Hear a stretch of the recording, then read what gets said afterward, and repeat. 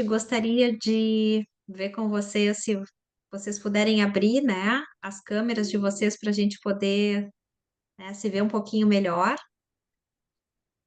A gente agradece. Então, né, em nome dessa instituição, que é também a nossa casa, eu me chamo Denise, venho dar as boas-vindas a cada um de vocês que carinhosamente, né, se inscreveu. E hoje, então, vem aqui, né, para conversar um pouquinho conosco sobre o nosso curso.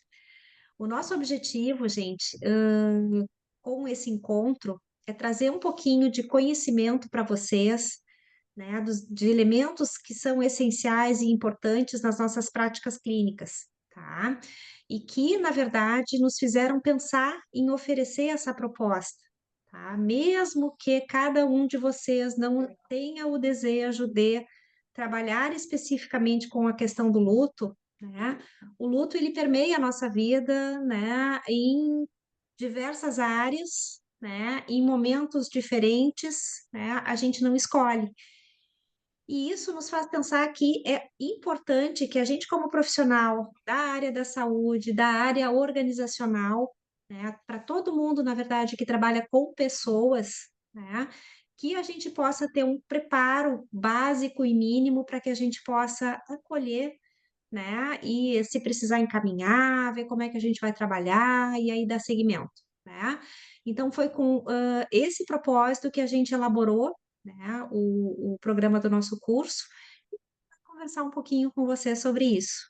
Então, eu vou convidar aqui também as minhas colegas, a Mariana e a Ana, lembrando que tem uma coisa importante, que eu quase esqueço, Gurias, de falar. O curso a gente vai fazer um sorteio no dia de hoje, tá? No término da nossa webinar, a gente vai fazer um sorteio, tá? De uma meia bolsa para o curso. Então, aquelas pessoas que ficarem conosco até o final vão estar concorrendo a essa meia bolsa. E também, né, uma promoção bacana que o CEF está oferecendo é que para quem for se inscrever, tá? O CEF vai dar isenção na taxa de inscrição e mais um desconto de 20%. A pessoa que ganhar a bolsa, tá? Não vai sobrepor os dois descontos, tá? Mas aí fica valendo lá a meia bolsa. Então, eu vou convidar também a Mari e a Ana, né? A se aproxegarem e tomarem a palavra. Sim. Obrigada, Dê. Acho que é bem importante, né, ter esse espaço que a gente está tendo hoje, não só para falar do curso, mas para a gente estar falando dessa temática, né, do luto, da morte, da finitude, das perdas, né? E eu falo a gente porque eu vou falar por ti também, em nome do CEF, né? Tá bem feliz de contar com a Ana para estar conversando com a gente, que é uma das professoras do curso, e a Ana tem uma experiência muito importante, né, dentro dessa temática, e acho que ela vai estar acrescentando bastante nesse. É para ser um bate-papo, né? Então, Ana, tu pode te apresentar, mas talvez junto com a tua apresentação, quem sabe tu já não fala por que que tu acha que é importante, né, a gente estudar essa temática, olhar para ela de uma forma profissional mesmo, né? Mas incluindo também a nossa vida pessoal. Ah, que bom. Obrigada, Mariana. Obrigada, Denise. Sejam todos bem-vindos. Eu vejo umas carinhas conhecidas aqui, fico muito feliz. Marilene, Lúcia, Márcia, Maria Luísa chegando, nossas colegas também de CEF, colegas de Núcleo de Estudo sobre Luto, né? E, assim, a ideia é mesmo um bate-papo. Eu acho que a proposta do curso é que é um curso de formação, né? Sobre luto, e que seja sempre um bate-papo, uma troca de experiência entre profissionais de diferentes áreas, inclusive, mas que tenham um interesse em comum, que é a temática do luto. E eu sempre costumo dizer que nesses muitos anos de formada já em psicologia, eu sou psicóloga, eu sou especialista em atendimento clínico, em terapia sistêmica pelo CEF, em atendimento clínico pela Universidade Federal, e esses muitos anos que eu trabalho e as diferentes áreas em que eu já trabalhei, seja na organizacional, seja com a psicologia institucional, em hospital, em diferentes espaços, eu sempre encontrei pessoas enlutadas. Ainda quando a temática, quando a ideia não era falar sobre luto, eu encontrei pessoas enlutadas. E é uma diferença muito grande a gente conseguir escutar uma pessoa enlutada. O luto, ele se atravessa na vida da gente naquilo que nos concerne enquanto sujeitos, porque a gente vai, né, se formando a partir de perdas, né, dos lutos que a gente considera os lutos naturais, os lutos do desenvolvimento, os lutos que fazem parte do nosso ciclo vital, e das perdas, aquelas que são de fora, a perda dos nossos avós, as perdas reais, as perdas por morte, as perdas por separações, as perdas por afastamento. E isso tudo faz uma marca na gente. E essa marca, ela vai ser possível ou não de ser trabalhada se a gente conseguir olhar para elas. Se a gente conseguir localizá-las na gente, ter bem trabalhado ali para poder escutar o outro, para saber o que dizer para o outro, né? E nesses muitos anos de estudos também sobre o luto, eu percebo que conceitos mudam, os tempos mudam, a forma da gente se relacionar muda. Antes de 2020, a gente não imaginaria fazer isso que a gente está fazendo agora. Que talvez tenha pessoas de fora de Porto Alegre, pessoas de longe, né? Não sei. A gente não imaginava que poderia ter esse tipo de encontro. Aprendemos isso também. E a partir disso, a gente aprendeu a também se relacionar de uma outra maneira. Ahn, não é incomum a gente ser acionado por colegas de outras áreas pedindo ajuda porque o meu paciente que faz fisioterapia aconteceu alguma coisa e agora ele está enlutado. O meu aluno tá muito diferente esse ano, ele mudou demais. Aconteceu alguma coisa na vida dele, respondendo à pergunta da Mariana, que nos convoca a entender um pouco mais sobre luto. Se não atuar numa intervenção, saber encaminhar, saber reconhecer as características, entender quando que um processo de luto ele está num limiar entre aquilo que a gente entende de parte natural do processo e aquilo que precisa de uma ajuda mais específica, às vezes mais especializada, para poder fazer um encaminhamento para um fechamento saudável, para um caminho saudável de pensando no sofrimento que o luto ocasiona, né? Porque é um pouco disso, assim. Sempre há um sofrimento nos processos de luto. Sempre. Não existe, ainda quando é por um bom motivo, vamos dizer, né?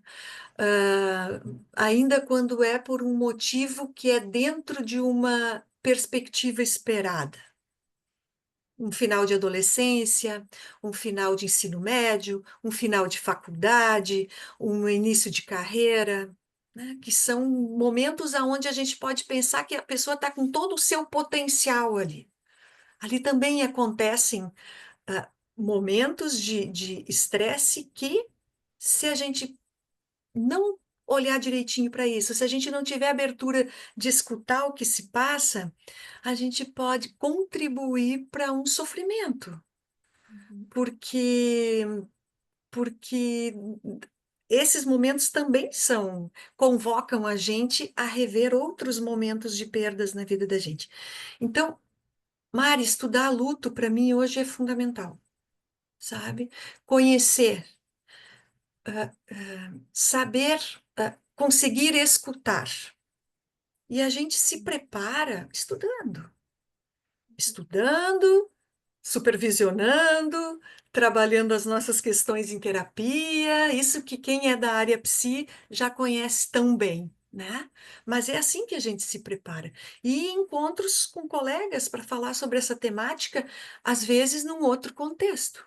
Nos tempos atuais, nos tempos de internet, né? Nos tempos de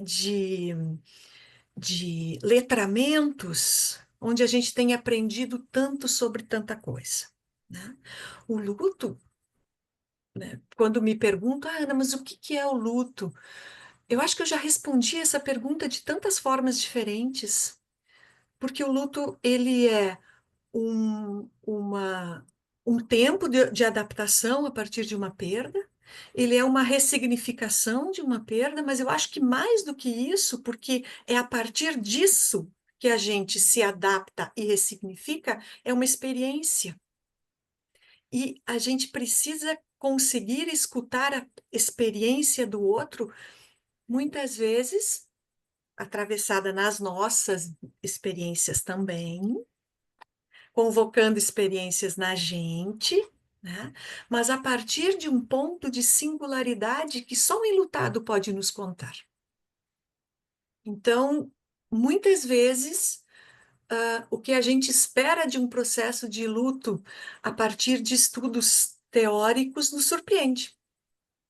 E poder escutar isso, poder falar sobre isso, poder se surpreender sobre isso, também é conseguir escutar um enlutado. Acho que nesse primeiro momento, Mari, eu acredito que seja.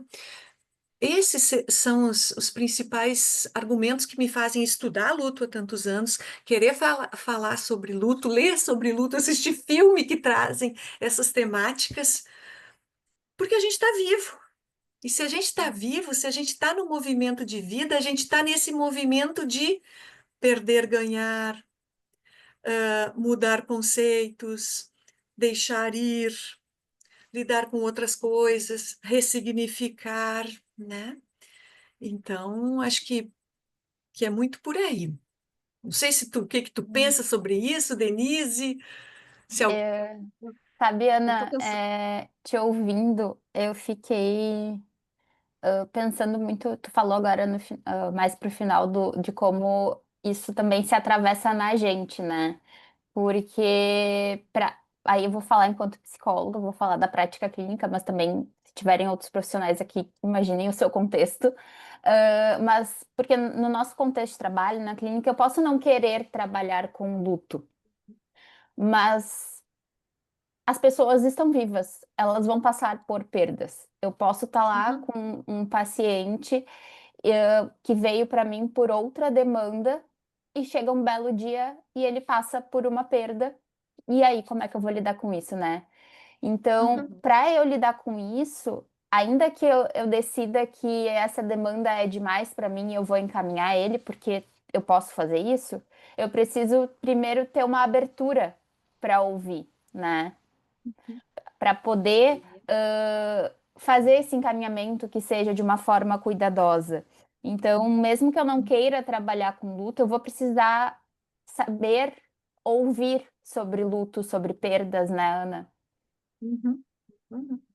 Conhecer as características, conhecer os tempos do luto, os mediadores do luto, por que que um luto é tão difícil, tão mais difícil que o outro, por que que pessoas da mesma família, um casal, lidam de formas tão distintas, diante de uma perda semelhante, o que que a gente Irmãos espera de também, uma né, Ana? família? Hum? É o Irmãos também, que caso às de vezes a gente irmãos pensa, né? que perdem o pai, perdem a mãe, eles lidam de maneira Uhum, diferente. E tem uma outra questão também, assim, que eu acho que ela é bem pertinente para a gente, que também para nós, como profissionais, nas nossas áreas, nós somos chamados também, muitas vezes, né, a prestar um auxílio, uma informação, um esclarecimento em diversas áreas, em uhum, escolas, né, comunidades, centros de saúde, Até empresas, empresas, né? sim, uhum, empresas também, né? Então, seja para que a gente possa cuidar daqueles funcionários, seja para que a gente, de repente, tenha uma situação pontual de luto dentro de uma instituição, né? Seja ela empresa, seja escola.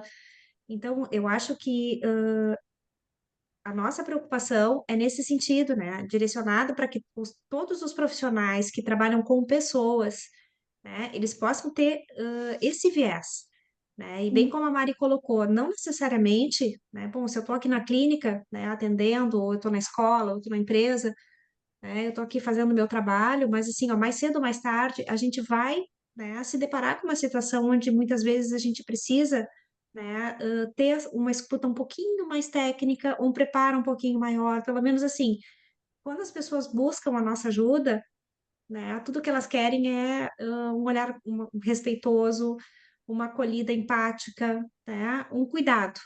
E se a gente olha para elas e, né, se desespera e não sabe o que fazer, né, aí a gente não vai conseguir ajudar. Então é um pouco sobre isso, assim, a gente não precisa, né, muitas vezes também dar continuidade ao atendimento, então vamos encaminhar para um profissional que seja especialista no assunto, né, mas muitas vezes para fazer essa ponte a gente precisa ter cuidado, né? E a gente vai É. falar sobre isso, né? E sobre os diversos tipos de luto, assim, porque também no decorrer da nossa vida, não só as mudanças de fase na nossa vida, né? Casar, ter filhos, filho vai para a escola, os filhos crescem, saem de casa, né? Na nossa vida também profissional, a gente troca de empresa, a gente se aposenta, a gente redireciona a carreira, né? A gente faz muitos movimentos. Alguns são buscados e motivados por nós, outros são pela própria vida, por condições que, né, nos ocorram. Então, eu acho que também a gente vai abordar, né, pessoal, assim, os diferentes tipos de luto, né? E como a gente deve se posicionar em cada uma dessas situações, né? Então, não é só pela Sim. questão da morte em si, né, mas também por outros tipos de perda. A gente passou aí agora aqui no Rio Grande do Sul, né, um ano atrás, por uma enchente violenta. Quanta uhum, perda, né? E no nosso trabalho, né, eu acho que a Ana e eu, a gente fez um trabalho grande aí, né, Ana, numa empresa, uhum, e a gente uhum, ouviu histórias, assim, as mais diversas, né?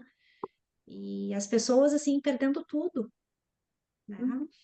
Então, esse preparo, né, é um preparo importante, né, e que faz É, toda a é. diferença.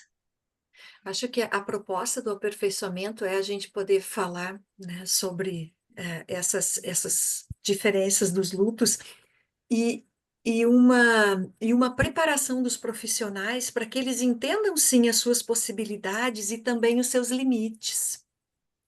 Porque às vezes é um assunto que não é, a gente gosta, acha legal, mas acha muito difícil trabalhar, porque não é um assunto simples. Ah, em especial os lutos por morte, e que eles nos jogam numa impossibilidade. Eu sempre digo, às vezes a gente tem uma questão, a gente atende pacientes que têm uma questão, sei lá, uma questão que eu acho bem difícil trabalhar, uma dependência química. Mas, né, uma questão de alguma coisa nesse sentido. Poxa, a gente trabalha com ele, a gente tem uma expectativa dele, a gente sabe que se a terapia funcionar, se a medicação funcionar, se ele consegue ter uma vida sem grandes prejuízos, uma vida funcional, uma vida boa. Vamos pensar nisso. Por vezes, a gente está diante de situações de luto por perda, por morte, que a vida da pessoa nunca mais vai ser a mesma. E às vezes era uma vida muito legal, era uma vida muito bacana. Ela era uma situação de viuvez, era o companheiro de uma vida inteira do lado da pessoa. Uma situação de perda de filho, a configuração familiar toda está comprometida.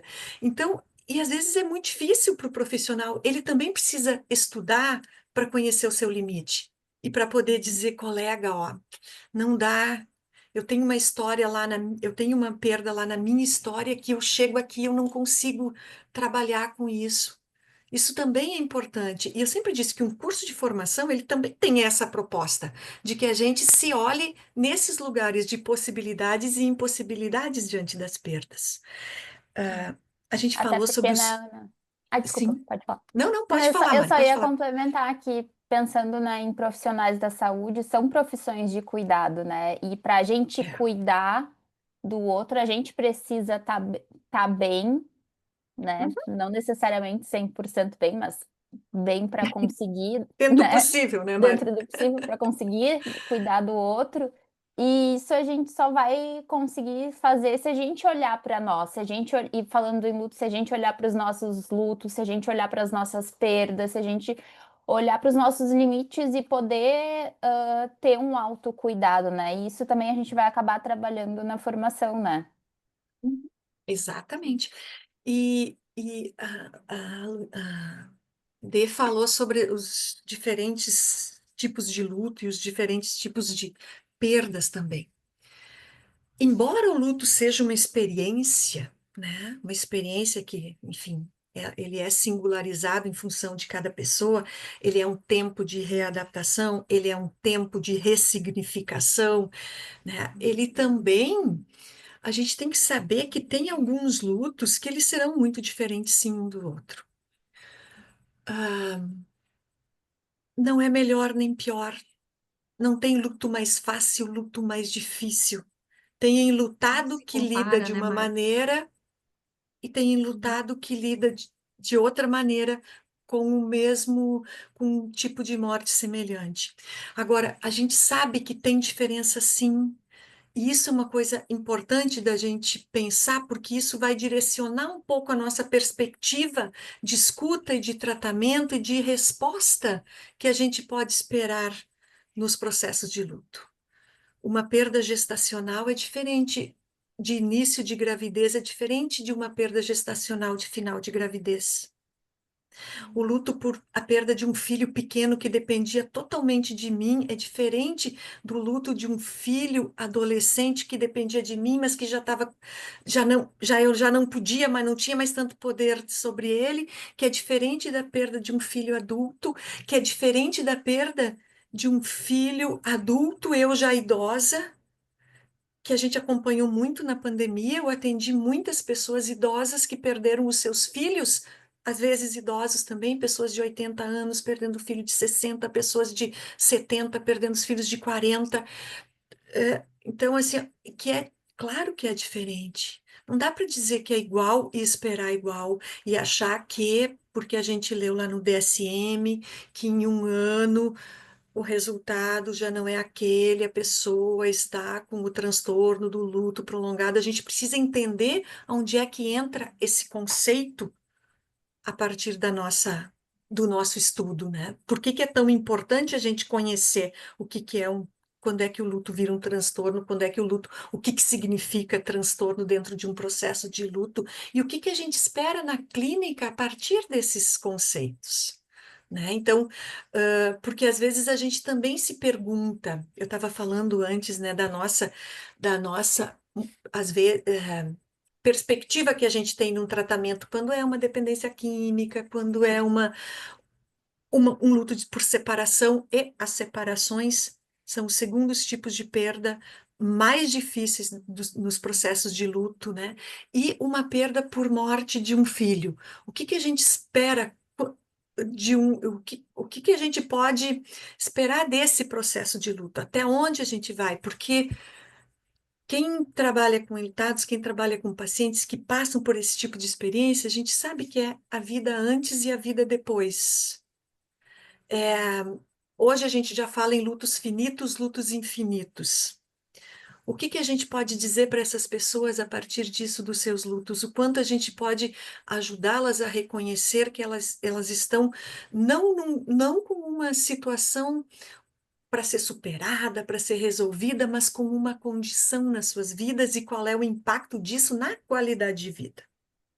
Na qualidade de vida, nas relações, no trabalho, no dia a dia, na relação com o mundo, com o futuro, como sonhar, como fazer planos, né? Até Então, porque depois, Sim, né, ai, de uma perda, a vida continua, né? Mas como que essa vida vai continuar olhando para todas essas variáveis, né? A gente precisa considerar elas nesse a vida continua, né? Qual foi o uhum, contexto dessa perda? Quem é essa pessoa que perdeu alguém, né? uhum. Uhum. Porque tudo isso vai Eu, afetar o nosso trabalho, né? é, e aí a gente tem que estar bem consciente de que a gente não está ali para resolver nada. A gente sabe que na maioria das questões a gente não está ali para resolver nada, mas tem umas que às vezes a gente gostaria de, né? Uhum. A gente gostaria de ter o poder de pôr a mão lá e mudar alguma coisa, mas a gente não tem. Então a gente vai junto disso também trabalhando a nossa condição e a nossa posição enquanto terapeutas que às vezes acompanham por longos anos os seus pacientes e que reconhece nesse seguir da vida que a vida não é mais a mesma coisa, não precisa ser, não pode ser, mas que não precisa ser necessariamente uma vida sem qualidade, uma vida sem dignidade, uma vida sem alegria, uma vida sem felicidade, uma vida sem prazer, né? A gente, esse ressignificar, ele é muito amplo, ele é muito grande mesmo, assim, e só e os enlutados é que nos contam sobre como eles ressignificam as suas vidas, né? Então, eu gosto muito dessa temática, eu trabalho com esse tema, acho que, sei lá, eu acho que desde sempre, eu não me lembro, eu acho que desde a faculdade eu comecei a trabalhar, e E é um tema que me instiga muito, que me convida muito a pensar, porque ele me convida a pensar nesse outro paradoxo que a gente, que a gente lida quando a gente trabalha com luto, vida e morte, Uhum. né? A gente é um espaço também para falar sobre isso. Às vezes a gente não fala muito, a gente fala sobre como se tornar mais produtivo, como se tornar mais feliz, como se tornar mais não sei o quê, e a gente fala pouco sobre finitude. E eu sempre costumo dizer, gente, não nos iludamos, ninguém sairá vivo dessa, né? Uhum. Então, trabalhar com o luto é trabalhar com a vida, com as nossas vidas, com os nossos tempos, com a nossa profissão, com os nossos pacientes. A gente testemunha muitas coisas nos processos de luto, né? A gente vive tempos de internet. Hoje, nenhum paciente chega no consultório sem saber que as fases do luto. A gente ainda fala em fases do luto? Como é que a gente lida com isso? Quando eles chegam e dizem, não, eu sei que eu tô assim, eu sei que eu não sei o quê, mas tá, e aí, Ana, eu aceitei, agora isso vai passar? Como é que Uhum. a gente conta para eles que não é bem tão prático assim, que é de outra ordem, né? Os pacientes também querem, eles vêm, eles já leram um monte de coisa quando eles chegam para nós. Eles perguntam para nós quando é que isso vai passar. E a gente precisa dizer que tem coisas que vão, que não são mais uma coisa para se passar, mas que é uma condição da vida. E como é que a gente faz isso sem perder a esperança da vida? Tão fundamental, inclusive, para o trabalho terapêutico, né? Ana, Ah, Denise, eu lembro muito dessa figura aqui, né, do Luiz Tolkien, tá? Que, na verdade, assim, as pessoas, quando elas chegam, né, elas imaginam que o processo de luto, ele aconteça assim, né, imediatamente após a situação que ocasionou e que ele vai diminuindo, né? E assim a gente espera que as coisas aconteçam, mas, na verdade, o que acontece é isso aqui, né? Não é o tamanho do processo, não é o processo de luto que se esvai e que se diminui, mas é toda essa transformação e amplificação dessa nova vida, né, que vai fazendo com que se crie essa percepção. Então, eu acho que é bacana da gente falar, assim, de como se desenvolve essa trajetória, né, nessa busca aqui por esse último pote, né. Então, daqui para cá tem muita transformação, muitas coisas acontecem, né? E isso é o bacana da gente que escolhe até trabalhar com luto. Na verdade, nós três, né? Nós trabalhamos com luto, né? E não necessariamente todos vocês também venham a trabalhar especificamente com luto, mas assim, ó, eu acho que depois que a gente começa né? Eu acho que é difícil da gente sair. É difícil da gente sair, porque existe essa questão assim, né, de que a gente às vezes tenta afastar esse estudo pela temática, mas é uma temática de vida, gente, né? Uhum. E a É, gente até poder porque caminhar junto com as pessoas que estão buscando o nosso auxílio, né, na direção de uma vida mais significativa, né, Mariana, mais valorosa, né? Uhum. É uma experiência única, gente. até porque a gente não trabalha com a morte, né? A gente trabalha com a vida, né? De quem Com a morte ficou, né? a gente não tem o que fazer, a gente trabalha com a vida Sim. de quem ficou e como que essa morte vai fazer parte, né? Eu fiquei lembrando muito disso quando tu mostrou ali as imagens de porque é isso, né? Como que vai ser essa vida? Como que vai ser esse continuar, esse seguir, essa construção de significado, os vínculos contínuos, né? É um processo. Hum. Isso. E antes a Muita gente estava transformação, falando né? Uhum. sobre aonde a gente trabalha com luto, né? E alguém fez uma pergunta no chat sobre luto por suicídio, né? Deixa eu ver. Hoje eu falei sobre luto por suicídio, dentro de um programa de saúde de uma grande empresa, né? Onde eles pararam por 1 hora e meia e as pessoas que quiseram vir conversar sobre isso, a gente veio falar sobre a gente falou sobre especificamente sobre luto por suicídio, né? E quando a colega fez a pergunta, eu estava justamente pensando que a gente está aqui no Setembro Amarelo, né? Que é um mês que a gente para falar disso, embora esse assunto aconteça durante o ano todo, né? De que é, a delicadeza para falar desse tema é para mim. Hoje de manhã eu comentava com as colegas do nosso grupo, do nosso núcleo de estudo sobre o luto, que para mim o luto por suicídio é aquele luto que ele deixa um gosto de guarda-chuva na boca, sabe? Aquele gosto assim de que ele é um dos lutos que ele é mais intenso, ele é mais extenso, ele tem perguntas que se diferenciam dos outros processos de luto. Ele requer esse ressignificar da vida, ele requer cuidados muito específicos, muito direcionados. Ele tem um trabalho também Ele com estigma, né? é um Tanto o estigma, estigma da morte, mas quanto o estigma do enlutado com ele mesmo, com a ideia que ele já tem do mundo, né? Com as regras de mundo que ele criou para si mesmo. Então, eu brinco que tem camadas a mais, né? tem camadas a mais, tem dores a mais, tem perguntas que não vão ser respondidas, né? Então, e a gente só consegue lidar bem com isso falando sobre isso. Eu sempre digo que para trabalhar com luto, a palavra morte, luto, fim, ela não pode doer na boca da gente. A gente tem que entender a morte não como algo fora que vai acontecer com a gente, mas como parte da nossa vida.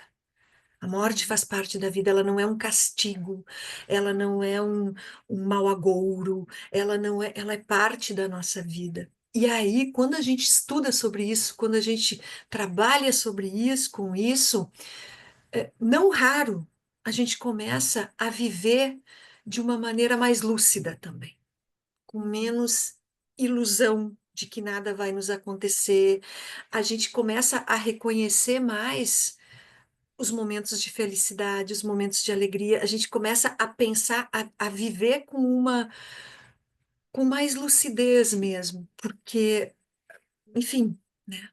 As coisas Muda, acontecem muda. e não tem por mais que a gente coloque dentro de uma ordem, né, que, bom, a gente trabalha com isso dentro de um ciclo vital de que a gente nasce, a gente cresce, a gente faz um monte de coisa, a gente vai envelhecendo aos poucos, a gente está vivendo e envelhecendo cada vez mais, a gente está vivendo e envelhecendo cada vez mais com mais qualidade, né? Nunca se teve uma geração de 80 anos tão ativa, né? Fazendo coisas, viajando, vivendo bem.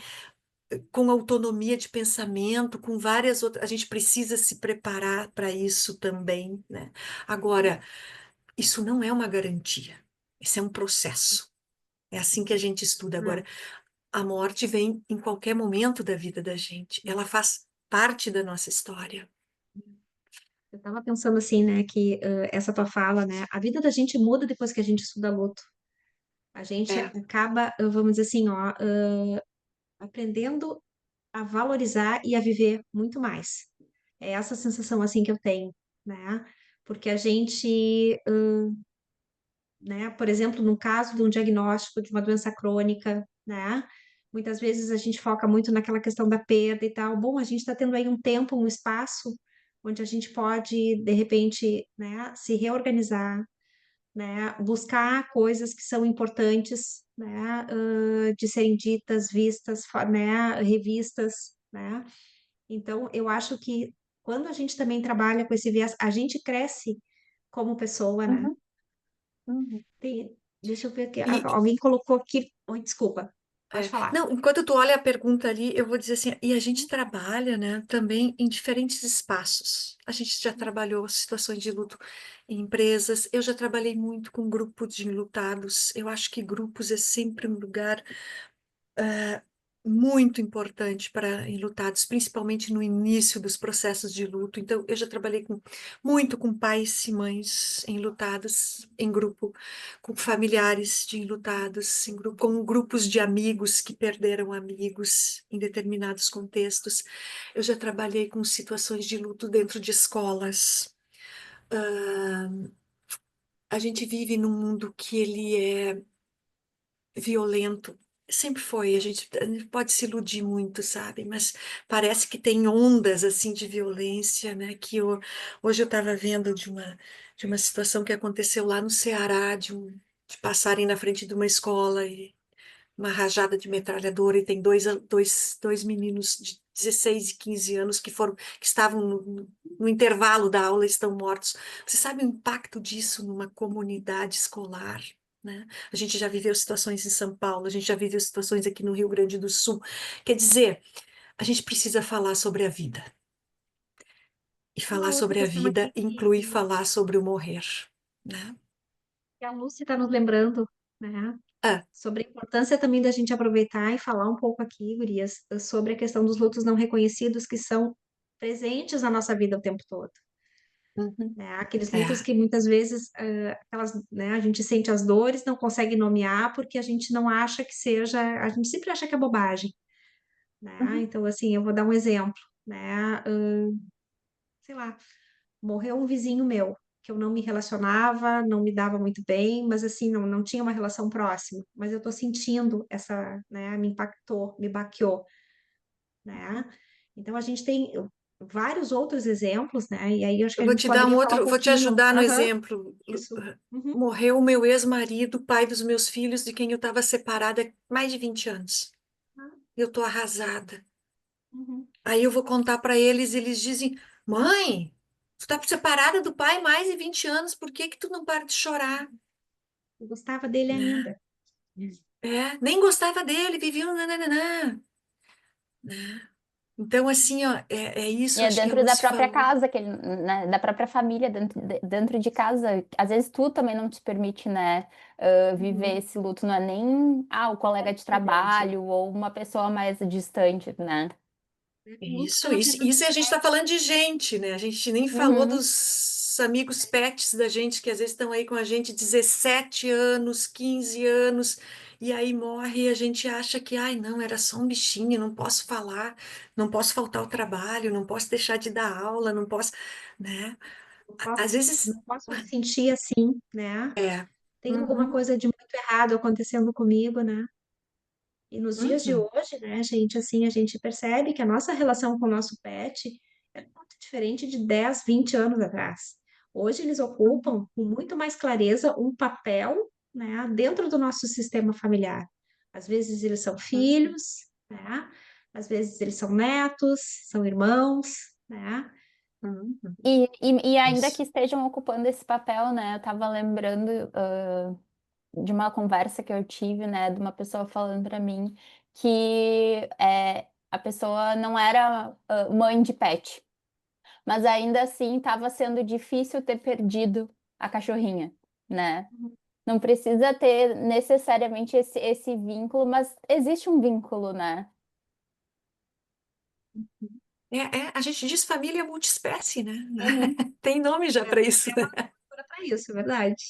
É. Ana, Ah, ah, não, a Fê está nos pedindo também aqui para falar um pouquinho mais, tá? Sobre um comentário sobre os lutos finitos e infinitos. Tu pode falar um pouquinho mais sobre? sim.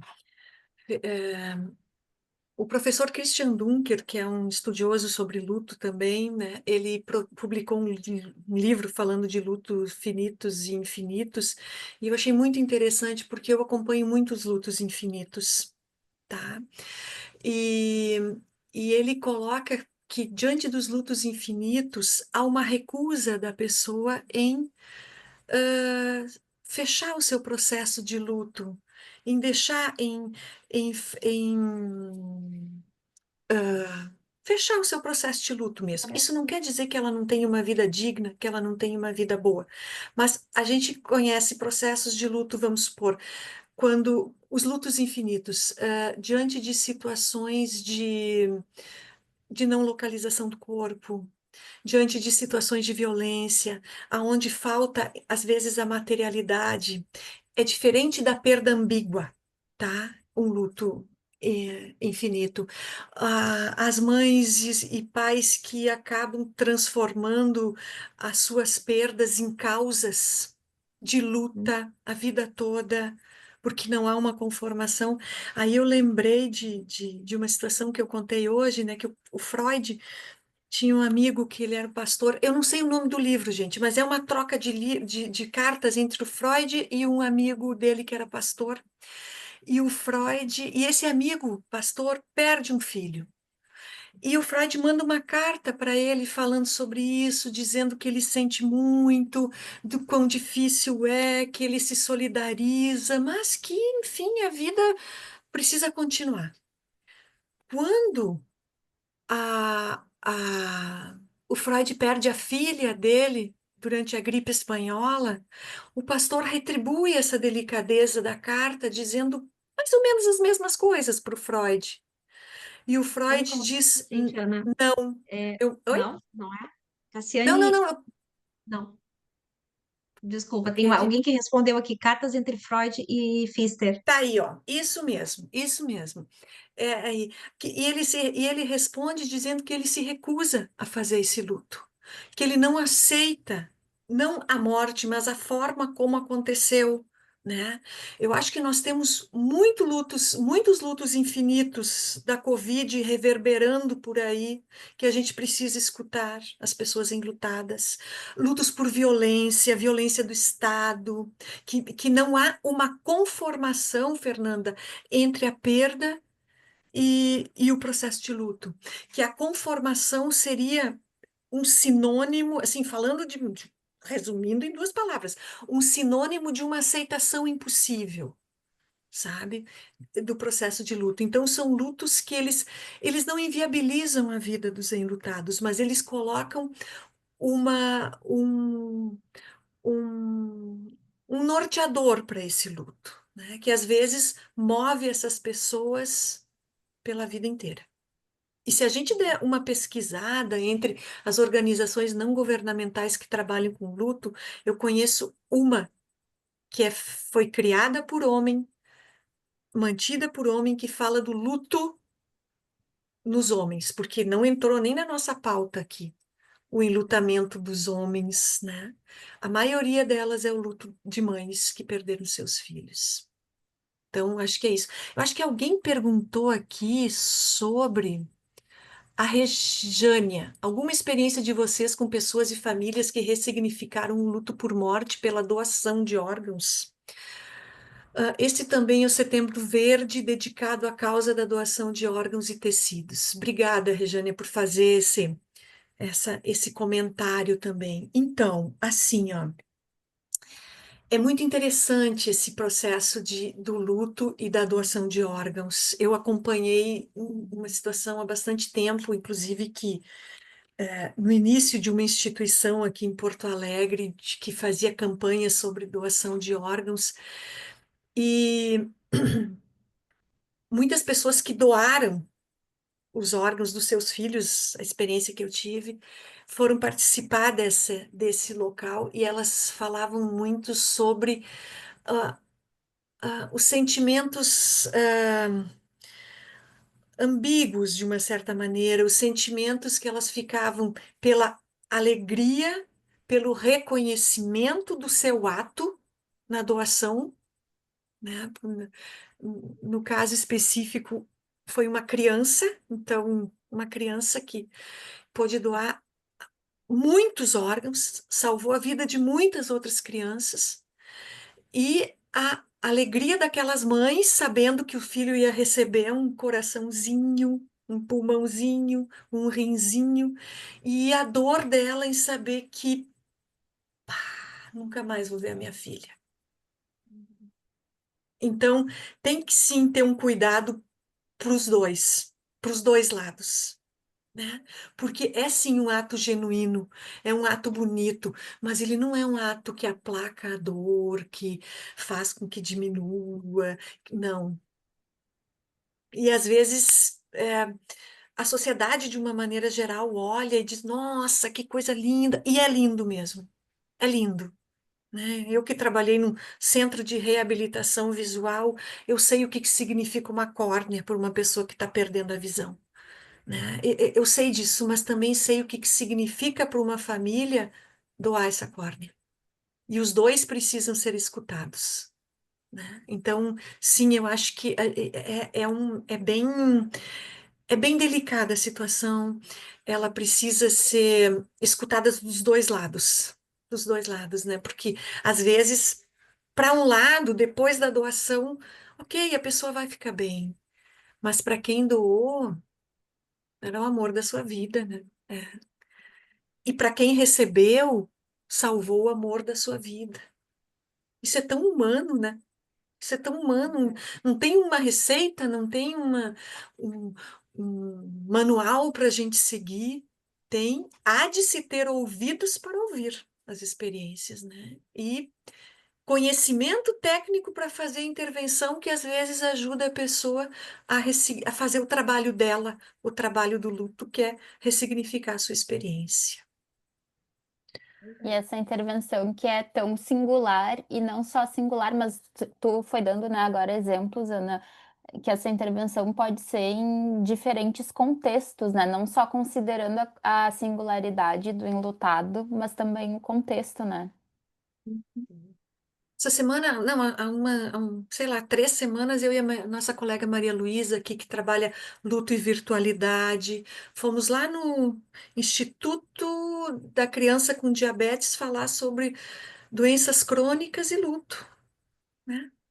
Doenças crônicas, uma pessoa com diabetes hoje pode ter uma vida totalmente funcional a vida toda, mas tem aí um luto que precisa ser reconhecido, inclusive pela pessoa, né? Porque a Lucy comentou sobre os lutos não reconhecidos, e às vezes o enlutado precisa reconhecer o seu luto para poder tratar. E às vezes a pessoa diz: Não, mas o que que eu estou me queixando? Eu tenho tantas coisas boas, né? Nem é tão ruim Gente, viver deixa assim. eu dizer para vocês que a gente está a 10 minutos de finalizar a nossa webinar, tá?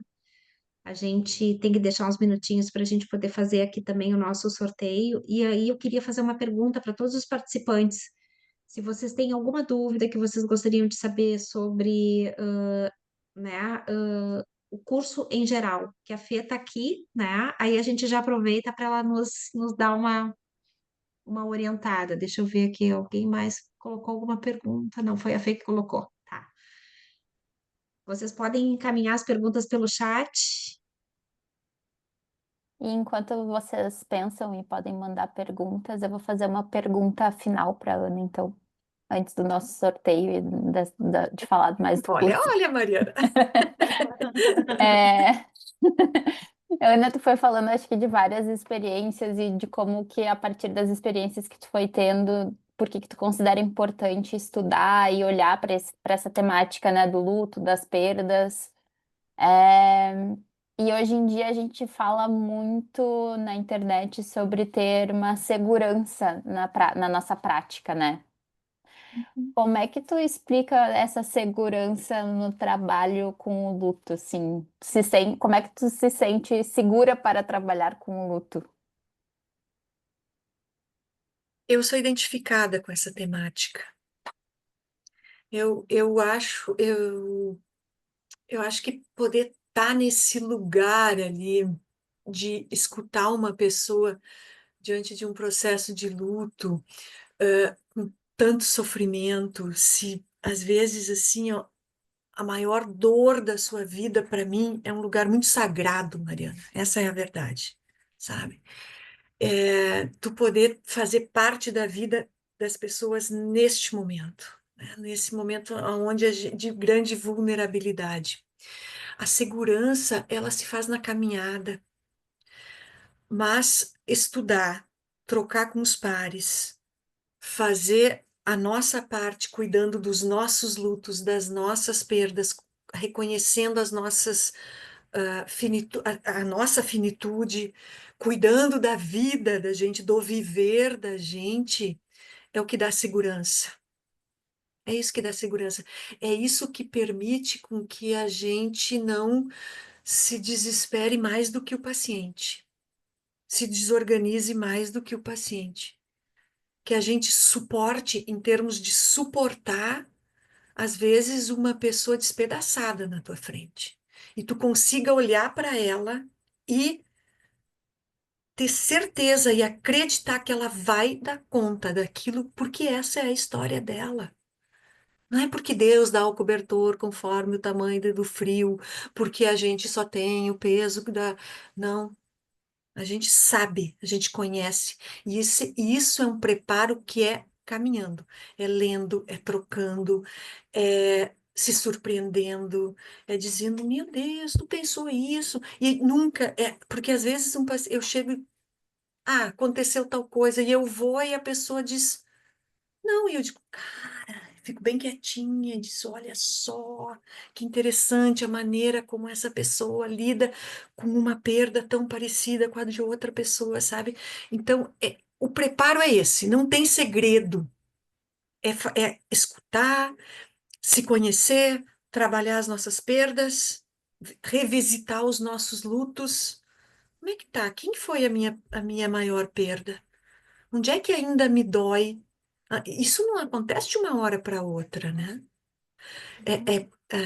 Hoje de manhã a gente estava estudando um pouquinho a Elizabeth Kübler-Ross, né, vocês colocam lá luto, vai aparecer fases do luto. A gente falou sobre a palavra fases, a gente falou sobre tudo, né? E a gente colocou lá, né? A tristeza, a barganha, nananana, aceitação. Mas o que que acontece depois da aceitação? Quando é que se dá a aceitação? A gente já sabe que a fase não é uma coisa que se sobrepõe à outra, a gente já entendeu isso, mas quando que se dá a aceitação? Cara, a aceitação às vezes se dá anos depois. E até lá ela estava enlutada ou ela não estava enlutada? Só ela vai poder nos responder.